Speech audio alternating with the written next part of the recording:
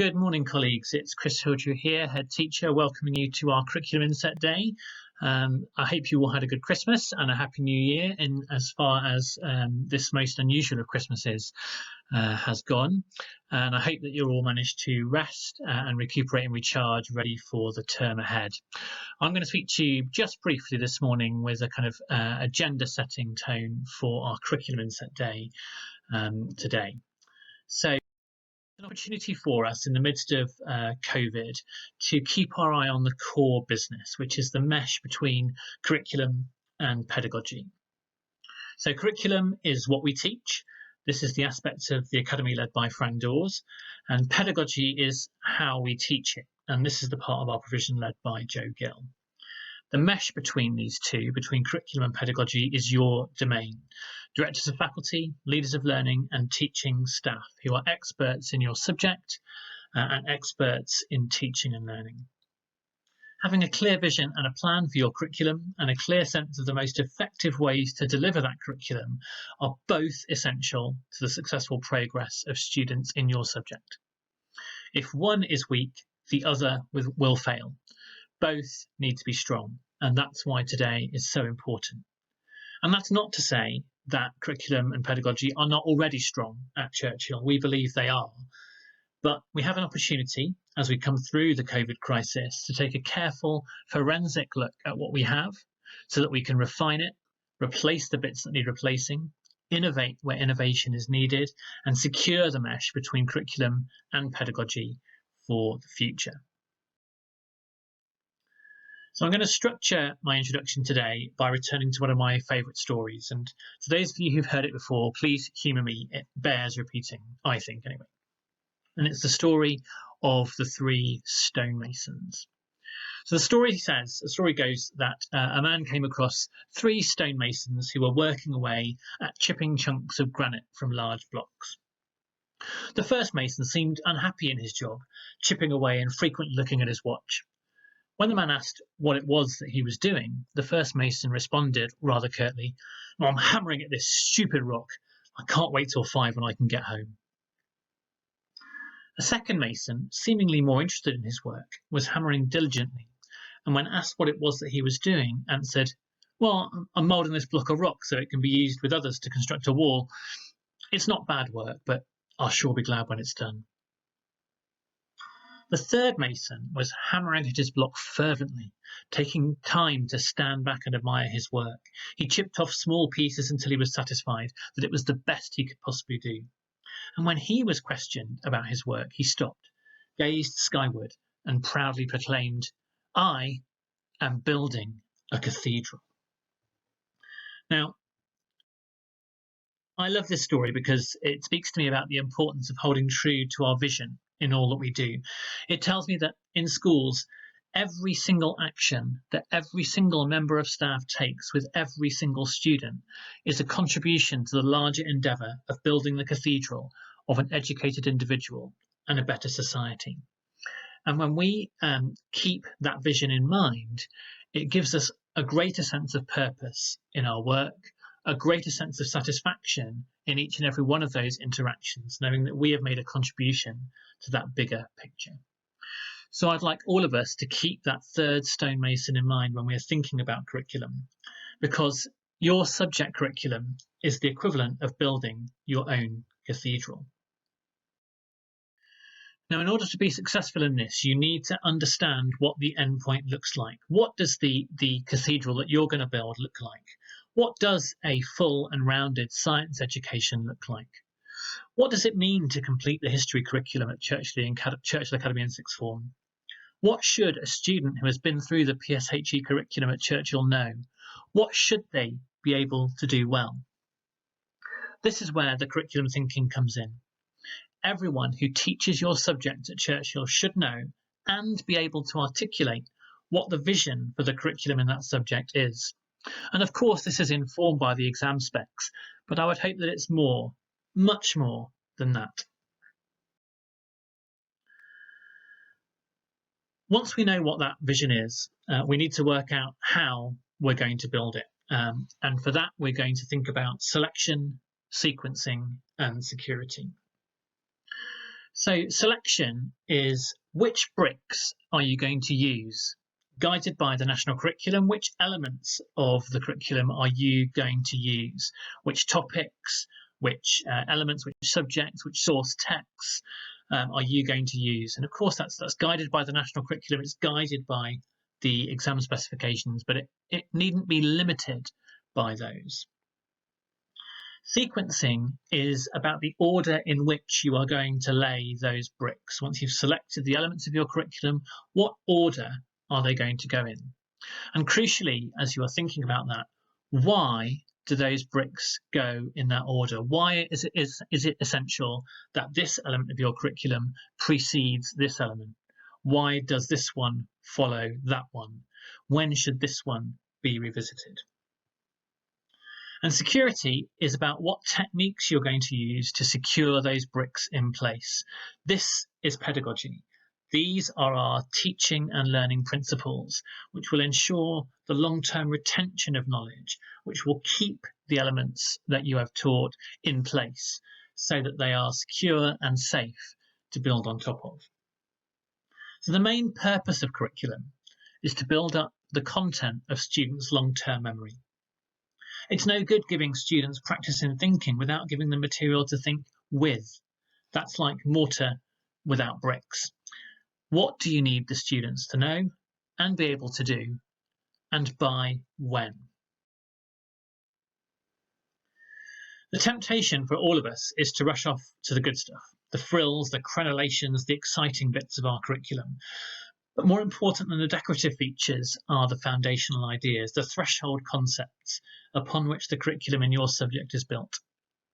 Unless those are secure, progressing further risks overbalancing the entire endeavour. Without a secure foundation, the whole thing can easily topple down. So as well as envisaging the beauty of the finished product, we need to make absolutely certain that those threshold concepts upon which the curriculum in your subject is built are not just taught once, but revisited and secured again and again, using all of the teaching and learning principles we have at our disposal so that our students can move on securely to their next steps and their foundational knowledge is maintained over time. And seamlessly, it's now time for our next steps as I hand over to Fran and Joe to lead you through the rest of today's presentation. I hope you have a really good day. Thanks so much. Churchill Academy curriculum vision is not uncommon, and if you look online you will find that most secondary providers present an overall aim of offering a broad and balanced curriculum. But for Churchill, it's the richness of that offer which is so unique, and the fact that we absolutely create a curriculum that is inclusive and aspirational that makes us stand out. Last year, before COVID was even in my vocabulary, I was lucky enough to visit Collerton Grammar School in the south. This was a selective state school where the curriculum was focused upon students achieving outstanding A-level results to gain entry to the top universities. Whilst there was clarity of vision and aspiration for all students, I found myself unable to buy into their vision and their leadership team's assertion that their students' needs were met because their curriculum did not include the wide range of practical and creative subjects that Churchill Academy is so proud of. I want to start with the basics and ensure that the terminology that we use going forward today is clear and that you all have a shared understanding of the bigger picture and how the curriculum jigsaw fits together.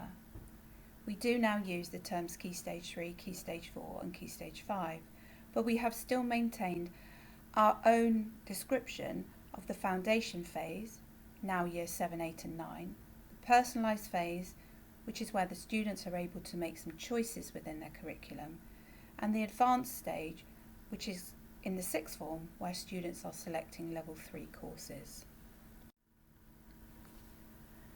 The composition of subjects that make up our Key Stage 3 curriculum achieves the vision of breadth. Do you know that our year 7, 8 and 9 students study 17 subjects across an academic year? Admittedly, some of these, such as performing arts or design technology, food and nutrition, are in rotation due to resourcing issues. But with the careful management of specialist teaching spaces or specialist teacher time, we can on the whole achieve a Key Stage 3 curriculum where 95% is delivered by subject specialists. And I'm really proud of that. It's also a real validation of the trustee and senior team commitment to breadth of curriculum, but also and importantly, quality of delivery. So the second element that I spoke about was balance of the curriculum. And in this second element of our vision, we need to think not about the curriculum experience of the student in terms of individual subjects, but rather in terms of exposure to opportunities to develop their thinking. So I'm going to ask you not to think about this as a subject specialist now, but to think about it from the experience of the child across a wide range of subjects over 3 years, and to think about just how many times in a timetable cycle a student is challenged to develop and use their intellectual skills, moral, spiritual, aesthetic, creative, emotional and physical skills in learning, rather than how many times they are experiencing a particular subject at Key Stage 3. Moving on to Key Stage 4, I've put information on this slide which just reminds you of the content of the Key Stage 4 curriculum and how a student has got an element of free choice for GCSE or Level 2 qualifications. Now, this model is designed to meet the Department of Education statutory requirements, but also to continue to offer our students choices and appropriate pathways that suit the Churchill Academy community context, but also Churchill Academy student needs and interests and aspirations. But it is restricted, and there is no ignoring that. We are restricted by national accountability measures and also the potential repercussions for the Academy should Ofsted descend and then determine that our curriculum offer was off-piste, and none of us want to particularly go into that domain. So we aim to offer the students as wide a choice as possible and to give them free rein to make those choices without putting specific pressure on them to narrow their pathways. And we believe that that is hugely beneficial for them to continue to engage positively with their learning over the following 2 years. It makes life much easier for us to deliver lessons to happy, motivated, engaged students. And we encourage the students to keep their curriculum broad and to make choices which will enable them to move into the next phase of their learning. Now moving on to Key Stage 5 and considering the offer in the sixth form, the curriculum information on this slide is very brief, and I would suggest that if you haven't recently looked at the sixth form offer online on the website, that you have a look to ensure that you really do have a good understanding of the range of subjects that we offer and also the type of subject qualification that is available. You'll also find information there about EPQ, study skills and a specialist tutor programme, so that you can have a really good understanding, if you're not involved in those, as to what they cover. Now, we deliver our advanced phase, our sixth form offer, as a full-time education experience for students within the normal school day, and we do offer mainly A-level courses, although there are some vocational qualifications linked in there as well. The majority of our students will study 3 subjects, but we've designed the structure of the curriculum delivery in the sixth form so that our most able students can pick up a 4th subject, and also students can drop down to 2 subjects where they may be struggling or there are special circumstances. However, we do need to be cautious around this because the funding for sixth form students is linked to the courses and the hours that they complete. So we just have to be very careful about that.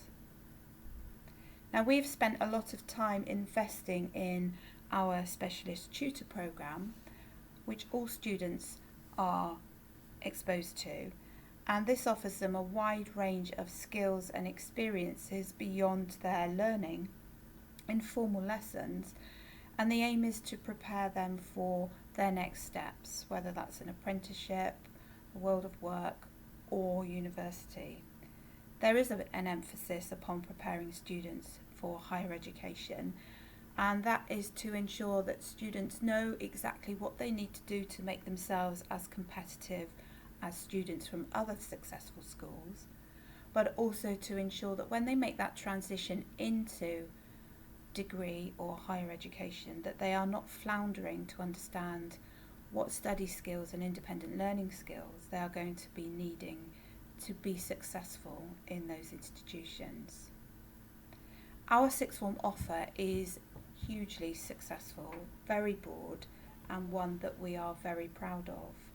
There have been times over recent years where we have absolutely clung to subjects and taken precautions to ensure that we don't lose them from our curriculum at Key Stage 5.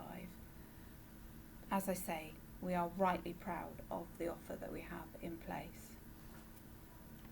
I'm now going to hand over to Joe, who's going to take you through the second aspect of the presentation around the Academy teaching and learning principles and how those link into our curriculum vision. Hopefully the document that you can see on the slide you are familiar with is our teaching and learning principles at Churchill. We came up with this in 2019 when a group of us got together to think about what did it really mean for teaching and learning and what did it actually look like in the classroom. And this is based on our core principle of learning at Churchill.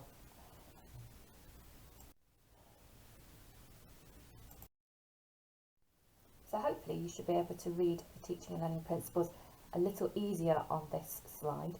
They link to the teacher standards and they give us some key ideas as to how we should be teaching the curriculum in the classroom.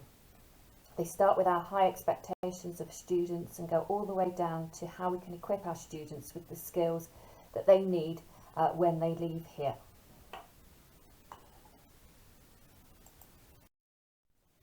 So as I've said, these principles should be the basis for what we do as we plan our curriculum and how we deliver the curriculum in the classroom. What we have since September 2020 is a teaching and learning principles booklet to help you to unpack a little bit more as to what each teaching and learning principle is about. In that booklet, you have what that principle actually means, how does it look like in practice, and where can you do some more reading linked to that principle. This has been shared since September. There should be 2 printed versions in your faculty, and also there is a link on this PowerPoint to an electronic version of that booklet. That, along with at the bottom there some suggested reading, will give you an opportunity to do some reading today around teaching and learning, the curriculum, and also on assessment, which we will come to later.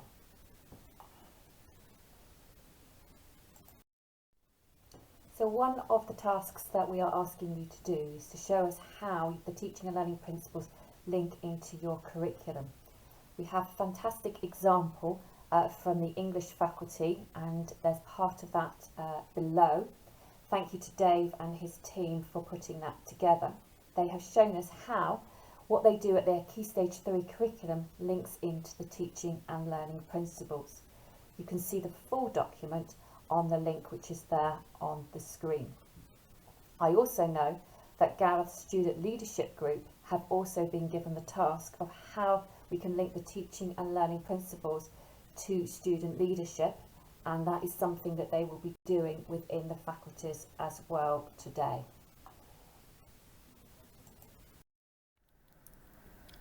That concludes the input from Chris, Joe and myself, and that gives you quite a detailed picture of the Academy curriculum vision and how the teaching and learning principles can translate that vision into practice through your own schemes of work and lesson plans.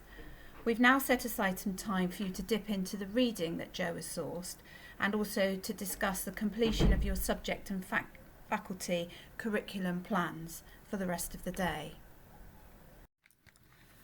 The following slides are aimed at giving you an insight into the format of the intended outcomes for this piece of work. Now, there is a lot of content and we are not expecting all of this work to be completed today. We're aiming for the completion of the whole development of the curriculum and teaching and learning division for your subject area by the end of term 5, with Jo and I checking in with faculty leaders, subject leaders, during term 4 so that we can give further support if required.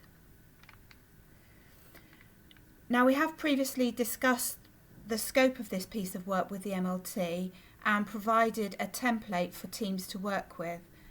This is not intended to constrain a creative approach for your curriculum documentation, but rather to provide a framework that ensures that we're able to see the threads of the whole academy vision woven through the fine detail for each subject area and each approach.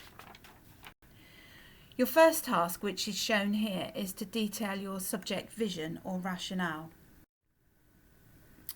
You'll then need to link your Key Stage 3 curriculum vision to the values contained within the teaching and learning principles. The worked example which Jo referred to from English may well be useful for you, but please, again, don't feel constrained by the example.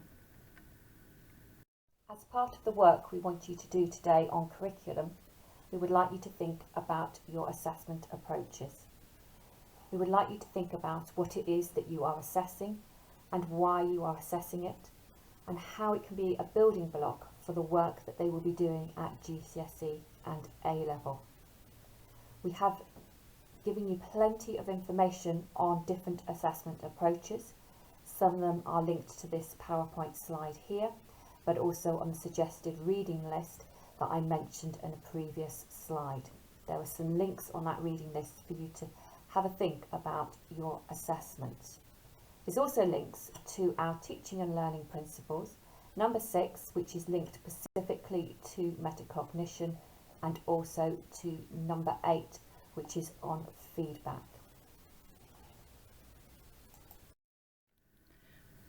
We'd like you to include your curriculum map for Key Stage 3. This will give a brief overview of the content. I've given an example using the terms autumn term, spring term, summer term, but I'm conscious that for some subjects it may be more helpful to use a different title in column 1, such as module 1, or the actual title of the subject that is being delivered in that period of time, such as dance, drama, music, etc. This next piece of work will need a fair bit of discussion and probably a lot of negotiation within your teams. The aim is that we want to improve the clarity around the achievement descriptors, specifically good progress and exceptional progress, within each subject area. I have provided the MLT with a worked example, as you can see here, and we suggest that this piece of work is one which may need developing over time if you do get around to starting it today. Lastly, the documentation around the delivery of a 2-year Key Stage 4 and a 2-year Key Stage 5 needs putting together. I'm conscious that a lot of this information already exists, and we hope that this will provide you with an opportunity to make sure that you've got clarity on why you've chosen certain specifications, how the delivery of content is sequenced, and how assessment supports student progress and metacognition. I want to thank you for the work that you're going to be doing today. I really do hope that you are ready for a fresh look at the curriculum in your area. Thank you. So finally, today is the launch of an opportunity for everyone in the faculty to be involved in the development of your curriculum and in linking the teaching and learning principles. As you can see from the timeline, it's not something just for today's Inset. It is something that everyone will be involved in the coming months as we look forward to September 2021. Finally, just a few admin parts for the day. Remember that brunch, if you have ordered it, is at 10:45. Any new staff, you have a new staff meeting at 1 p.m. in the Turing building at TU4. And finally, that the day finishes early today at 2 o'clock. Have a good day.